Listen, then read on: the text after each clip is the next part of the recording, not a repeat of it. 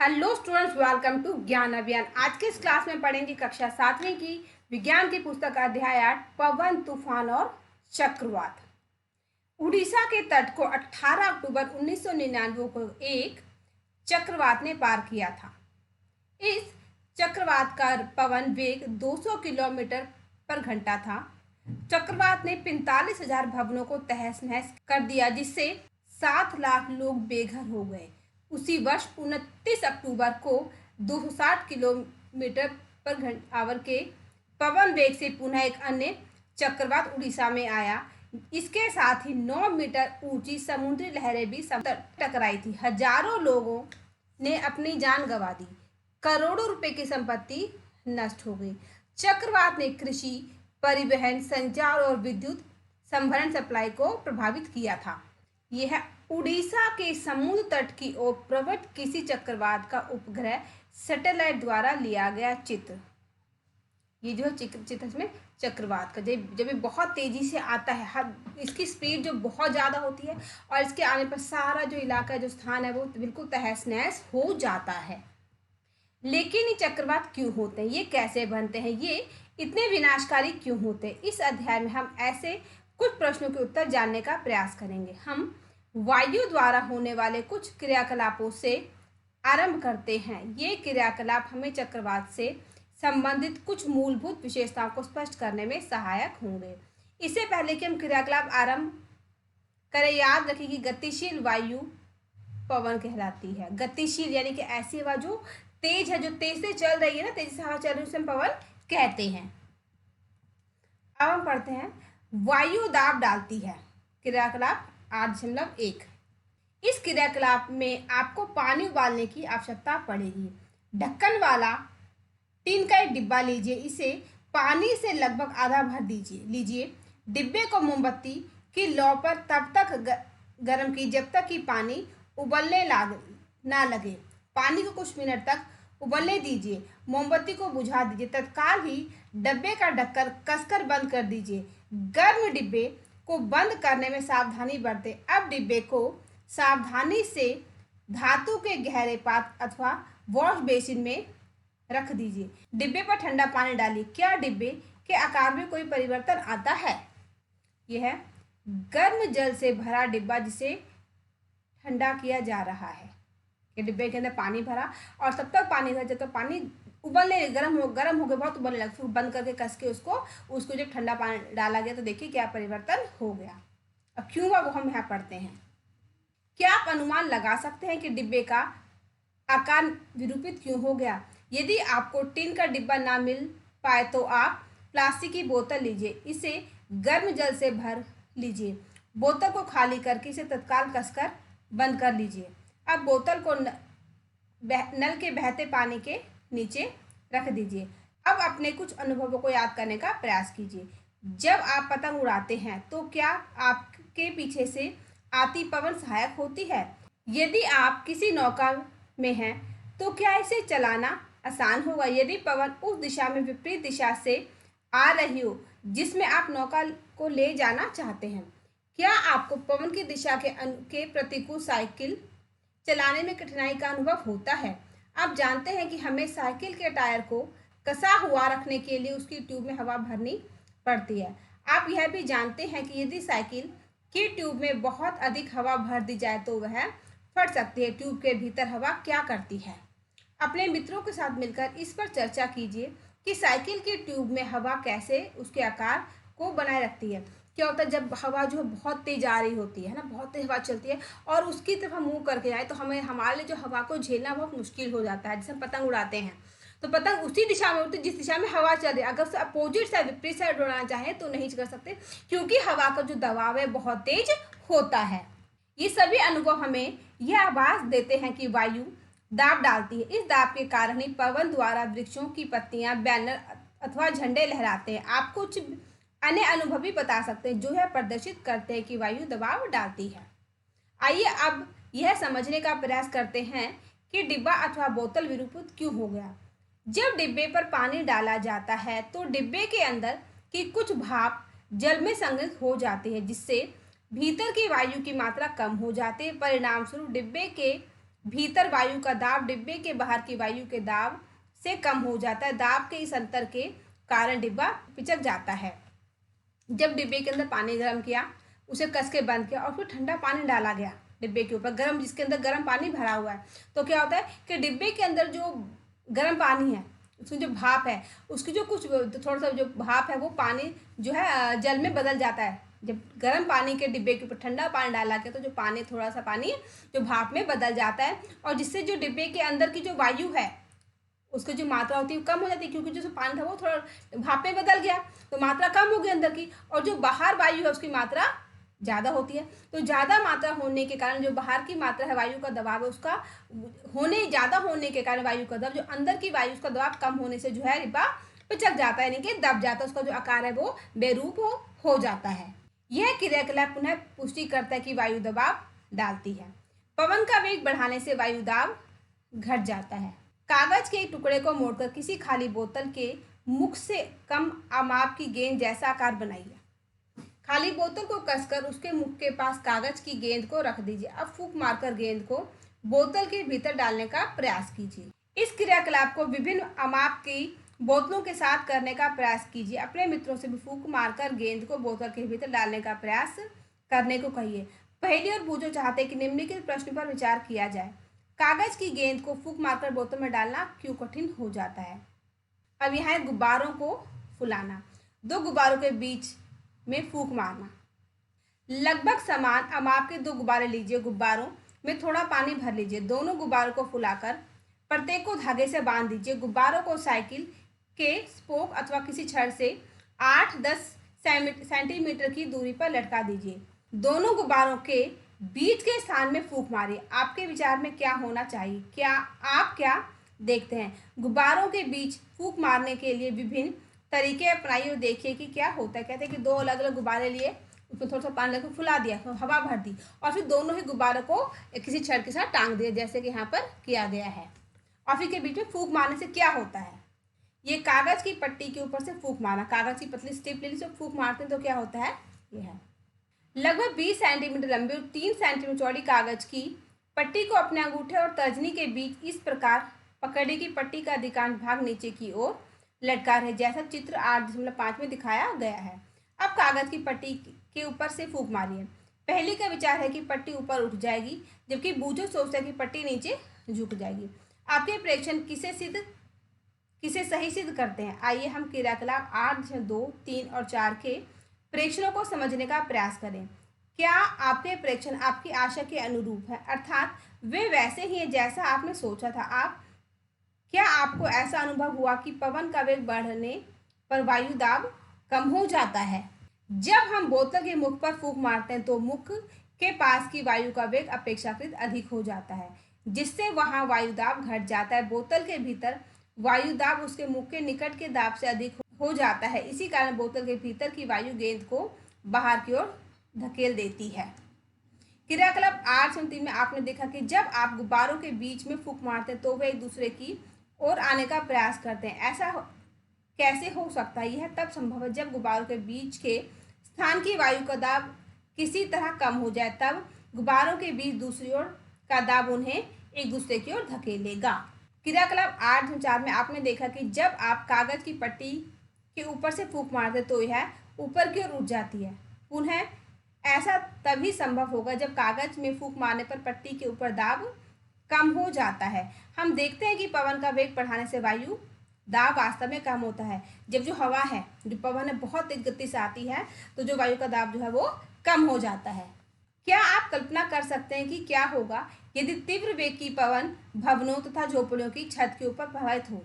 यदि छत कमजोर होगी तो वह ऊपर उठ जाएगी और पवन उसे अपने साथ उड़ा ले जाएगी। यदि आपने कभी ऐसा देखा हो तो उसे अपने मित्रों को बताएं। कहते जब पवन है जो बहुत तेज गति, बहुत तीव्र गति से चलती है तो अपने साथ जो हल्की चीज़ होती है उनको उड़ा के साथ में ले जाते हैं। अक्सर देखा आपने आंधी तूफानों में जो घर होते हैं लोगों के, अगर झोपड़ी टाइप का कुछ घर है, हल्की छतें हैं तो वो उड़ जाती हैं। कई बार छतों के ऊपर टैंकी रहती है, उनके ढक्कन उड़ जाते हैं, कपड़े उड़ जाते हैं, है ना। तो काफ़ी चीज़ें ऐसी जो कि हल्के होने के कारण और पवन के तेज गति में होने के कारण जो उड़कर साथ में चले जाते हैं।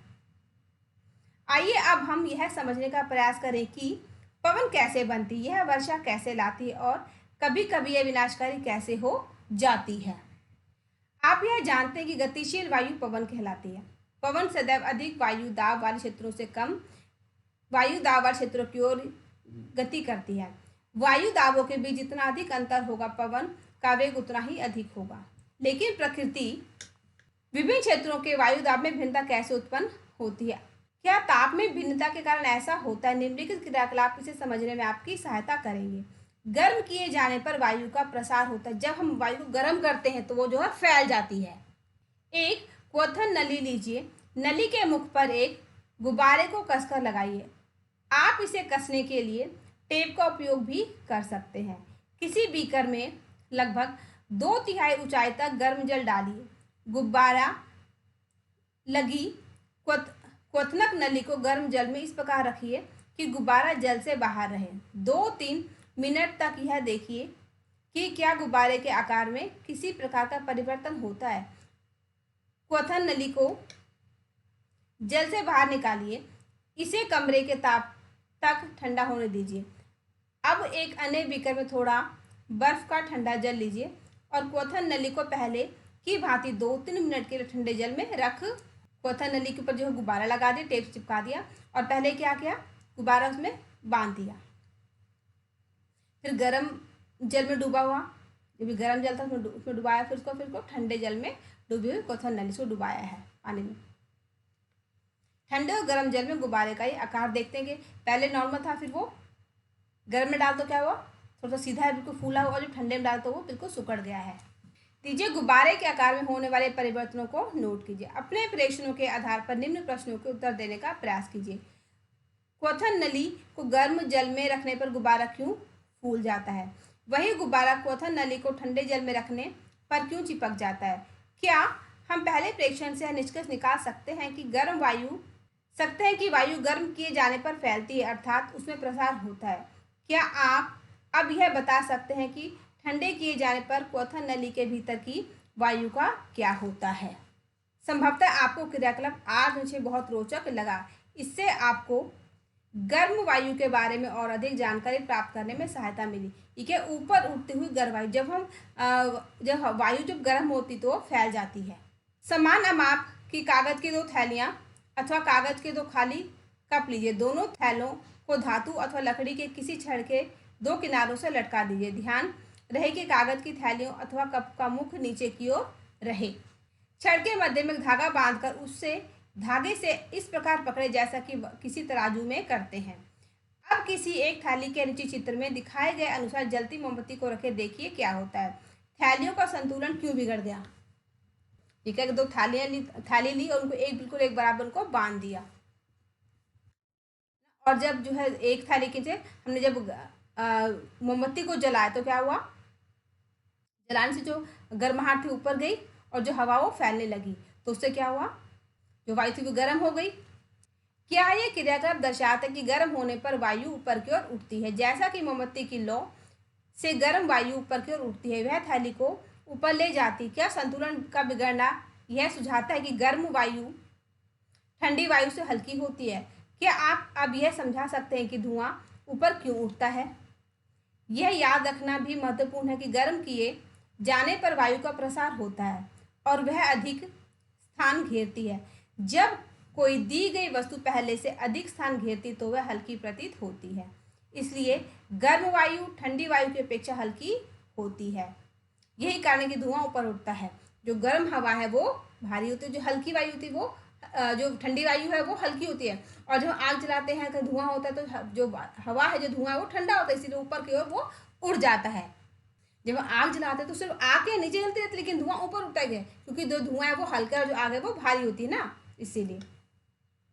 प्रकृति में अनेक ऐसी स्थितियां होती हैं जहां किसी स्थानीय क्षेत्र में वायु गर्म होने के कारण ऊपर उठती हैं। ऐसी स्थिति में उस स्थान का वायुदाब कम हो जाता है, फलस्वरूप उस स्थान के आसपास के क्षेत्र से ठंडी वायु प्रभावित होकर उस स्थान को घेर लेती है। इससे वायु में संवहन धाराएं स्थापित हो जाती, जैसा कि आपने अध्याय 4 में पढ़ा था।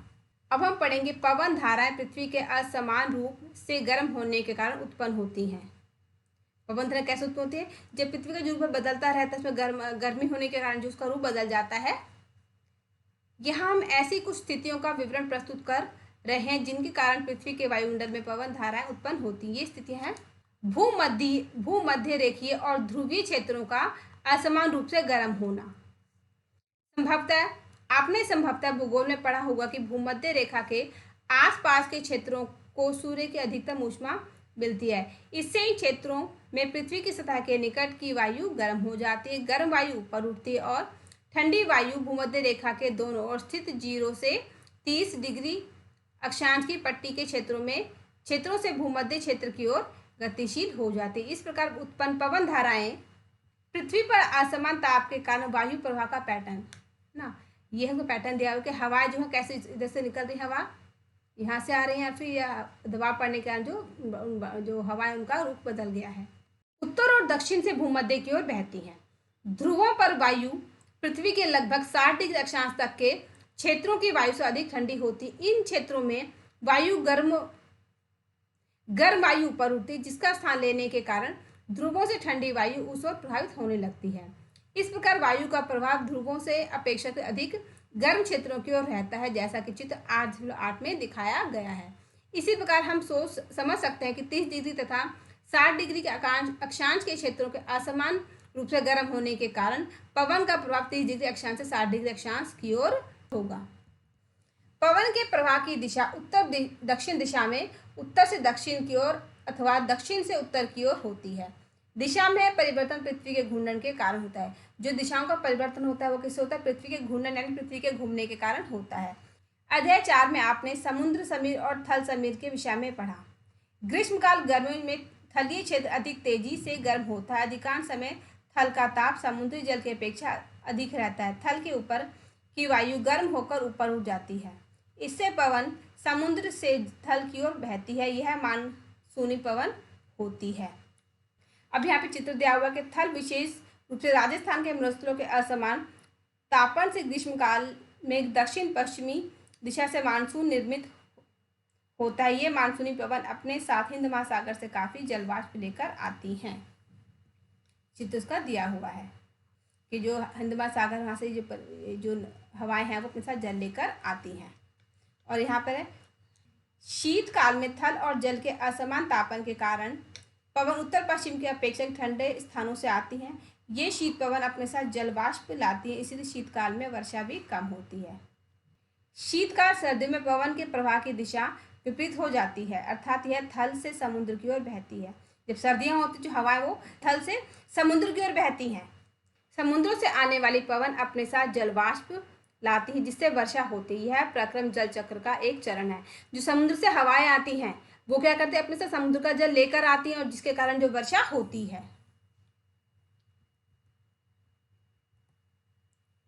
गर्म मानसून हवाएं अपने साथ जलवाष्प लाती हैं, जिससे वर्षा होती है। बादल वर्षा लाते हैं और हमें आनंद का अनुभव कराते हैं। हमारे देश में किसान अपनी फसल के लिए प्रमुख रूप से वर्षा पर निर्भर करते हैं। बादलों और वर्षा से संबंधित अनेक लोकगीत प्रचलित हैं। यदि आपको ऐसा कोई गीत या कविता याद हो तो अपने मित्रों के साथ इसे गाकर इसका आनंद उठाएं। आपकी सहायता के लिए कविता बॉक्स में दी जा रही है। जब बारिश होती है तो जो किसान होते हैं बहुत खुश होते हैं, क्योंकि उनकी फसलों को पानी मिलता है और इस खुशी में बहुत से गाने वगैरह भी गाया करते हैं। वैसे गाना यहाँ पर दिया हुआ है। उमड़ घुमड़ कर बादल आए, आसमान में छाए बादल, मानसून में आते बादल, बूंदों को बरसाते बादल, बिजली को चमकाते बादल, खेतों को लहराते बादल, सागर से हैं बनते बादल, सागर में मिल जाते बादल। जो किसान लोग हैं जब बारिश होती है तो बहुत ही गाने वगैरह गाया करते हैं अपनी खुशी को दिखाने के लिए। तथापि वर्षा सदैव सुखदायी नहीं होती। कभी कभी वर्षा अनेक समस्याओं को जन्म देती है। क्या आप ऐसी कुछ समस्याओं के नाम बता सकते हैं? आप अपने शिक्षक शिक्षिका माता पिता से वर्षा से संबंधित समस्याओं के कारण और निवारण पर चर्चा कर सकते हैं। कुछ प्राकृतिक घटनाएं ऐसी परिस्थितियों को जन्म देती जिनसे कभी कभी आपदाएं आती। इनसे मनुष्यों, जंतुओं, पादपों के जीवन के लिए संकट उत्पन्न हो जाता है। आइए हम ऐसी 2 घटनाएं जैसे ताड़ी झंझा और चक्रवात का अध्ययन करें। जो बारिश होती है उसको तो किसान तो खुश होता है, लेकिन कभी कभी क्या होता है, बारिश बहुत ज़्यादा हो जाती है ना, अपनी लिमिट से ज़्यादा हो जाती है, तो अत्यधिक किसी भी चीज़ की अधिकता जो नुकसान करती है। और यही कारण है कि बारिश की अधिकता जब बहुत ज़्यादा हो जाती है तो बहुत सी परेशानियाँ खड़ी हो जाती हैं। और वैश्विक परेशानी का नाम है तड़ित झंझा और चक्रवात। तड़ित झंझा भारत जैसे गर्म आर्द्र उष्णकटिबंधीय क्षेत्रों में अक्सर विकसित होते रहते हैं। ताप में वृद्धि होने के कारण ऊपर की उड़ती हुई पवन प्रबल हो जाती है। पवन वायु में पहले से विद्यमान जल बूंदों को अपने साथ ऊपर की ओर ले जाती है, जहां ताप कम होने के कारण वे जम जाते हैं और पुनः नीचे की ओर गिरने लगती हैं। गिरती हुई जल की बूंदें और तीव्र वेग से ऊपर उड़ती हुई वायु की परस्पर क्रिया से बिजली तड़ित क्रोंती है। इससे ध्वनि उत्पन्न होती है। इसी घटना को हम तड़ित झंझावात कहते हैं। क्या है कि जब ताप में जो वृद्धि होती है, जो तापमान ज़्यादा हो जाता है, तो जो ज़्यादा होने के कारण जो हवा है, जो पवन है, वो ऊपर उठ जाती है ना। और जो पवन है वो जो हवा के अंदर पहले से पानी है बसा हुआ, उस पानी को साथ अपने लेके ऊपर उठ जाती हैं। और वहाँ पे जब ताप कम हो जाता है तो पानी की बूंदें वो जमने लग जाती हैं, और जमने के कारण वो नीचे गिरती हैं। और जो नीचे गिरती हैं तो पानी की बूंदें जो जमी वो नीचे गिर रही हैं, और वायु जो है वो वायु वो ऊपर उठ रही है। पानी की बूंदें नीचे गिर रही है, वायु बहुत तेजी से ऊपर उठ रहा है। तो इसके बीच में क्या होता है, जो बिजली है वो क्रोंती, जिसे हम कहते हैं ना, बिजली चमक रही है आकाश में, बारिश के पास बिजली चमकती है, वो होता है। और इसी को तड़ित झंझावात भी कहते हैं। आप तड़ित झंझावात के बारे में उच्च कक्षाओं में विस्तार से पढ़ेंगे। आप लोगों ने अक्सर देखा होगा कभी कभी जो बादल गरजते हैं बारिश के मौसम से पहले, जब बारिश होने वाली तो पूरे आसमान काला हो जाए, बादल काले होते हैं, बहुत तेज बिजली चमकती है, वो क्या है, वही है तड़ित झंझावात, उसी को हम कहते हैं। तड़ित झंझा कैसे चक्रवात बन जाता है। आप जानते हैं कि जल को द्रव से वाष्प अवस्था में परिवर्तित करने के लिए ऊष्मा की आवश्यकता होती है। क्या वाष्प के द्रव में संघनित होने पर वह ऊष्मा वापस मिल जाती है? इसके समर्थन में आप कोई अनुभव बता सकते हैं। बादल के बनने से पहले जल वायुमंडल में ऊष्मा लेकर वाष्प में परिवर्तित हो जाता है। जब जल वाष्प वर्षा की बूंदों के रूप में पुनः द्रव रूप में परिवर्तित होती है तो यह ऊष्मा वायुमंडल में निर्मुक्त हो जाती है। निर्मुक्त होने वाली ऊष्मा से आसपास की वायु गर्म हो जाती है। इस प्रकार गर्म वायु ऊपर की ओर उठती है, जिससे वायुदाब कम हो जाता है। फलस्वरूप तड़ित झंझा के केंद्र की ओर उच्च वर्ग की अधिक वायु गति करने लगती है। इस चक्र की पुनरावृत्ति अनेक बार होती है। घटनाओं की श्रृंखला का अंत बहुत ही निम्न दाब के एक ऐसे तंत्र के निर्माण के साथ होता है जिसके चारों उच्च वेग की वायु की अनेक परतें कुंडली के रूप में घूमती रहती है। मौसम की स्थिति को हम चक्रवात कहते हैं। वायु वेग और वायु दिशा चक्रवात के तापमान आर्द्रता में वृद्धि लाने वाले कुछ कारक हैं।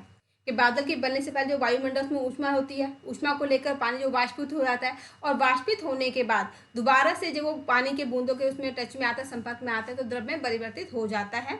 और ये जो वायुमंडल में से निर्मुक्त होती है, आजाद होती है, और फिर जो आसपास की जो सारी वायु तो उन सभी को भी गर्म कर देती है। और जो गर्म हवा जब ऊपर उठती है तो हवा का जो दबाव है वो कम हो जाता है। जब हवा का दबाव कम होता है तो क्या होता है, तड़ित झंझा होता है, यानी कि बिजली चमकती है।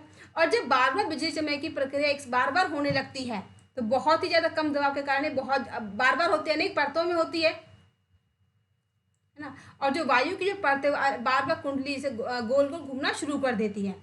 तो मौसम में जब हवाएं जो है बिजली के बहुत तेजी से घूमती हैं तो इसे हम चक्रवात कहते हैं। जब हवा जो बहुत तेजी से घूमना शुरू कर देती है। यह चक्रवात की संरचना कैसे बनता है।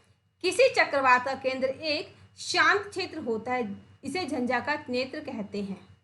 कोई विशाल चक्रवात वायुमंडल में वायु का तेजी से घूर्णन करता पिंड है जो पृथ्वी तल से 10 से 15 किलोमीटर की ऊंचाई पर स्थित होता है। कि पृथ्वी के तल से जो लगभग 10-15 किलोमीटर के ऊपर होता है, बहुत ऊपर होता है। चक्रवात के नेत्र का व्यास 10 से 30 किलोमीटर तक होता है, लेकिन इसका जो फैलाव है वो भी बहुत अधिक होता है। यह बादलों से मुक्त क्षेत्र होता है और इसमें पवन का वेग न्यून होता है। इस शांत और स्पष्ट क्षेत्र के इर्द गिर्द लगभग 150 किलोमीटर अमाप का बादल का क्षेत्र होता है। इस क्षेत्र में उच्च वेग की पवन और सघन वर्षा वाले घने बादल होते हैं। इस क्षेत्र से परे पवन वेग क्रमशः कम होता जाता है। चक्रवातों की उत्पत्ति का प्रक्रम अत्यधिक जटिल होता है। चित्र 8 से 11 में से एक प्रतिरूप द्वारा दर्शाने का प्रयास किया गया है। ये जो चक्रवात का एक पिक्चर यहाँ पे बना हुआ है कि झंझा क्रमिक रूप से बढ़ते हुए जो बिजली बहुत तेजी से बढ़ती है और प्रभंजन पवन झंझा क्रमिक रूप से यहाँ जो बिजली घट रही है, तो चक्रवात की गति करने की दिशा जो बढ़ रही है और वो पृथ्वी से जो लगभग 15 किलोमीटर ऊपर होता है, और जिसमें क्या होता है पानी जो है बहुत तेजी से गोल गोल घूमना शुरू कर देता है। और जब ये ऐसा होता है चक्रवात, तो आसपास का जितना इलाका है वो सारा का सारा तहस नहस हो जाता है। और ये चक्रवात के नेत्र का प्रतिबिंब, ये जब बिजली चमकती है तो कुछ ऐसा होता है ना, ये चक्र गोल गोल घूम रहा है और यहाँ पे जो बिजली चमक रही है उसमें बिल्कुल बीच में ये उसका पॉइंट केंद्र है, यानी हम नेत्र चक्रवात का नेत्र भी कहते हैं। चक्रवातों द्वारा होने वाला विनाश। चक्रवात काफी विनाशकारी हो सकते हैं। तेज पवन समुद्र के जल को तटों की ओर धकेलती है। भले ही चक्रवात तटों के सैकड़ों किलोमीटर दूर हो, ये चक्रवात के आगमन के पूर्व संकेत होते हैं। पवन द्वारा उत्पन्न होने वाली जल की लहरें इतनी शक्तिशाली होती हैं कि उनके आघात से कोई भी व्यक्ति बच नहीं सकता है। चक्रवात के नेत्र में निम्न दाब के कारण उसके केंद्र में जल सतह उच्च स्तर तक उठ जाता है। उठता जल 3 से 12 मीटर की ऊंचाई तक उठ जाता है। ऐसा लगता है मानो जल की दीवार तट की ओर बढ़ती आ रही है। इसके परिणाम स्वरूप समुद्र का पानी कम ऊंचाई पर स्थित तटीय क्षेत्रों में प्रवेश कर जाता है, जिससे जीवन और संपत्ति की गंभीर हानि होती है। यह पानी मृदा की उर्वरकता को भी कम कर देता है। जब चक्रवात आता है तो पानी जो बहुत ही स्पीड से घूमना शुरू कर देता है और पानी जो अपनी नॉर्मल स्थिति जगह से जो लगभग 12 मीटर की ऊंचाई तक ऊपर उठ जाता है।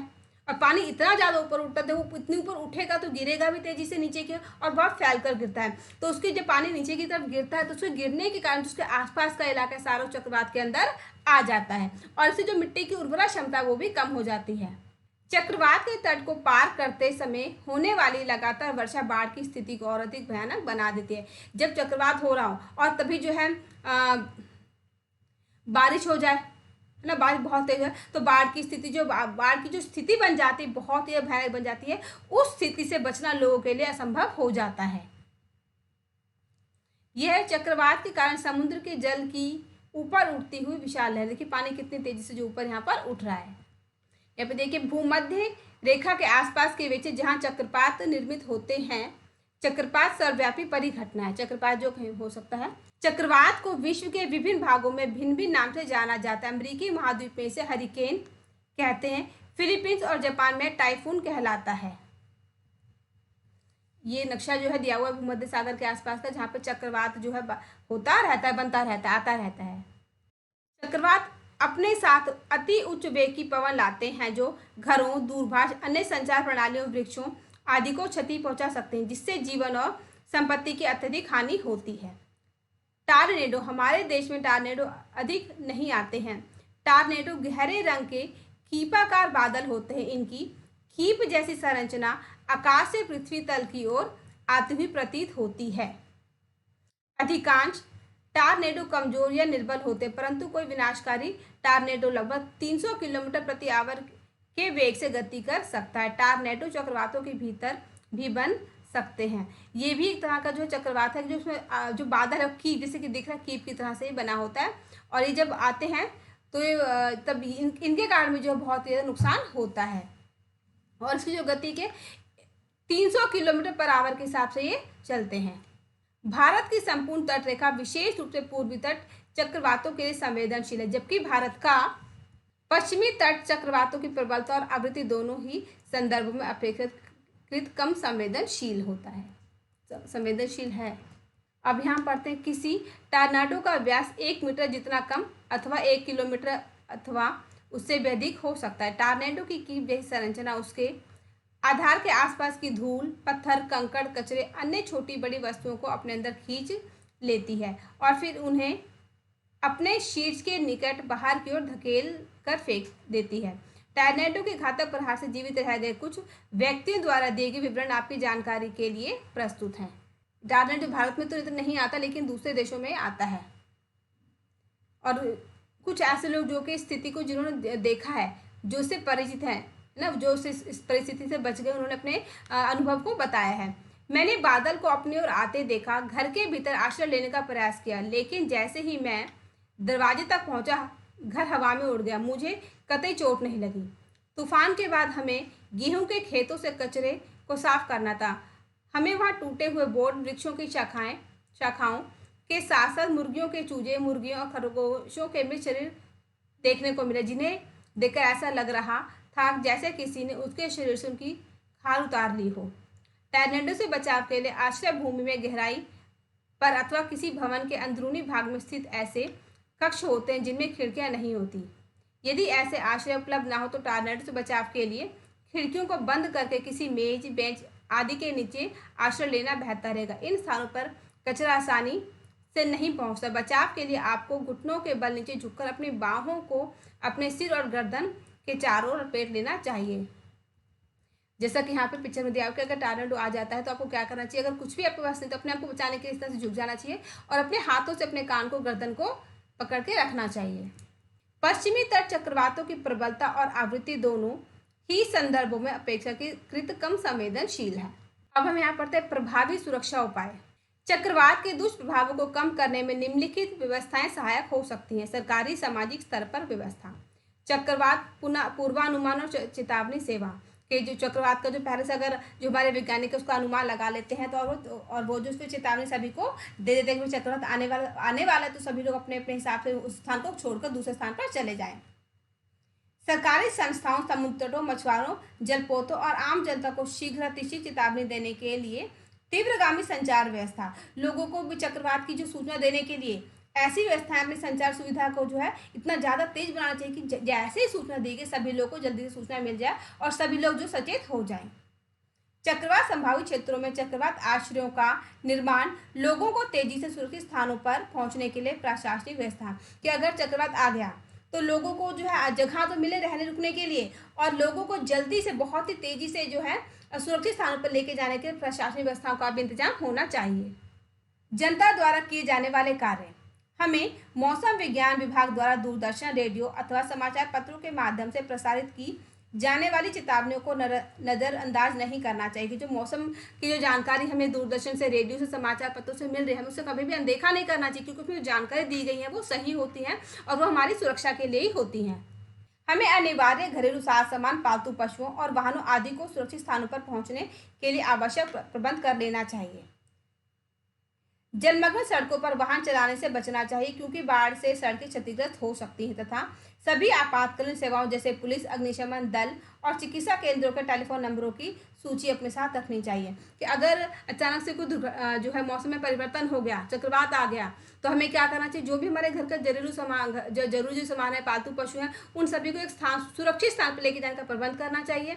और अगर सड़कों पर पानी भर गया है तो वहाँ पे वाहन नहीं चलाना चाहिए, क्योंकि पानी भरे हुई सड़कों पर हमें नहीं पता कि सड़क पे कहाँ गड्ढा है, कहाँ पे क्या है, क्योंकि सड़कें भी जो पानी के कारण जो क्षतिग्रस्त हो जाती हैं। तो अगर उस स्थिति में हम उस पर वाहन चलाते हैं तो हमारे नुकसानदायक हो सकता है। और जो पुलिस है, अग्निशमन केंद्र है, चिकित्सा केंद्र है, इनके जो टेलीफोन नंबर है वो हमेशा अपने पास हमें रखने चाहिए। यदि आप चक्रवात प्रभावित क्षेत्र में रहते हैं तो कुछ अन्य सावधानियाँ, लेकिन अगर आप ऐसी जगह पर रहते हैं जो कि चक्रवात जहाँ पर आ सकता है, जिसका उससे प्रभावित क्षेत्र है, तो आपको बहुत सी सावधानियों का भी जानना और उनको मानना जरूरी है। ऐसे जल का पीने के उपयोग ना करें जो संदूषित हो सकता है। आपात स्थिति के लिए पेयजल का संग्रहण करें। हमें अपने घरों में पीने का पानी जो संभाल के रखना चाहिए, कभी भी ऐसे पानी को नहीं पीना चाहिए जो कि दूषित पानी हो। गीले स्विच और खंभों से टूटकर गिर गए बिजली के तारों को ना छुएं। चक्रवात के कारण जो बिजली के स्विच गीले हो गए, खंभे टूट के गिर गए, तो कभी भी उनको हाथ नहीं लगाना चाहिए क्योंकि उसे करंट लगने का डर होता है। महज मनोरंजन के लिए बाढ़ अथवा चक्रवात प्रभावित क्षेत्र का भ्रमण करने बाहर न जाए। सिर्फ अपने मनोरंजन के लिए, देखने के लिए कि भाई बाढ़ कैसी होती, चक्रवात कैसा होता है, फिर वहाँ पे आने पे क्या हो जाता है, अपनी खुशी के लिए हमें कभी भी ऐसे स्थानों पर घूमने के लिए नहीं जाना चाहिए क्योंकि हमारे लिए नुकसानदायक हो सकता है। बचाव दल पर अनावश्यक मांगों की पूर्ति के लिए दबाव न डालें। अब चक्रवात आ गया, बाढ़ आ गई, लोग परेशान से भरे हुए हैं, तो ऐसा नहीं कि जो बचाव करने वाले लोग उन पर डिमांड ना करें हमें ये भी चाहिए वो भी चाहिए, नहीं, वो जितनी आपकी सहायता कर रहे हैं उन्हीं सहायताओं से अपने आप को बचाने की कोशिश करनी चाहिए। अपने पड़ोसी और मित्रों को यथासंभव सहयोग और सहायता प्रदान करें। जो आपके पड़ोसी, आपके मित्र हैं जो समस्या में घिर चुके हैं, जो परेशान हैं, उनकी हमें मदद करनी चाहिए। उन्नत प्रौद्योगिकी सहायक सिद्ध हुई है। आजकल हमें आपदाओं से अधिक सुरक्षा उपलब्ध है। पिछली शताब्दी के आरंभ में तटीय क्षेत्रों के निवासियों के पास किसी चक्रवात के आने से पूर्व सुरक्षा की तैयारी करने और अपने घर खाली करने के लिए एक दिन से भी कम का समय मिलता था। आज परिस्थितियां बहुत बदल गई। उपग्रहों और राडार की उपलब्धता से अब यह संभव हो गया है कि किसी भी संभावित झंझा के 48 घंटे पहले ही चक्रवात सतर्कता तथा चक्रवात सूचना जारी कर दी जाती है। चक्रवात चेतावनी भी कम से कम 24 घंटे पहले जारी कर दी जाती है। जब चक्रवात तट के निकट होता है तो हर घंटे अथवा आधे घंटे पर उसकी प्रगति और दिशा के बारे में संदेश प्रसारित किए जाते हैं। अनेक राष्ट्रीय और अंतर्राष्ट्रीय संगठन चक्रवात से संबंधित आपदाओं को मॉनिटर करने में सहयोग देते हैं। पहले क्या था कि हमारा जो साइंस है, जो विज्ञान है, उसने इतनी तरक्की नहीं की थी। कुछ चक्रवात आता था, बाढ़ आती, तो उसकी जो जानकारी हमें बहुत कम समय रहते मिलती थी। एक दिन का समय, आधा दिन भी समय नहीं मिल पाता था, तो जो लोग अपने आप को बचा नहीं पाते। लेकिन अब जो हमारी जो टेक्नोलॉजी बहुत बढ़ गई है, ये चक्रवात आता है या बाढ़ आती है तो उसकी जो जानकारी हमें लगभग 48 घंटे पहले मिल जाती है और हमें काफ़ी समय मिल जाता है अपने आप को, अपने पशुओं को, अपने कीमती सामान को सुरक्षित रखने के लिए। और जैसे 24 घंटे की चेतावनी जो हमें अब 24 घंटे से पहले मिल जाती है, 48 घंटे पहले मिल जाती है। जबकि चक्रवात आने वाला होता है, जब तट के निकट आ जाता है तो लगभग हर आधे घंटे में उसकी जो गति है उसके बारे में बताया जाता है, ताकि सभी लोग अपने आप को स्वयं को सुरक्षित रख सकें। अब इस अध्याय के प्रमुख शब्द: पवन वेग मापी, चक्रवात, हरिकेन, झंझावात तूफान, मानसूनी पवन, दाग, तड़ित झंझा, टारनेडो, टाइफून। तो मुझे उम्मीद है कि इस अध्याय में हमने जितनी महत्वपूर्ण जानकारियां पढ़ी आप उन्हें भविष्य में हमेशा याद रखेंगे और कभी भी किसी भी प्रकार की दुर्घटना हो जाने पर आप इन सभी बातों को जो हमने अध्याय पढ़े अपने जीवन में अपनाएंगे। तो मिलते हैं अपने अगले वीडियो में, तब तक देखते रहिए आपका अपना ज्ञान अभियान।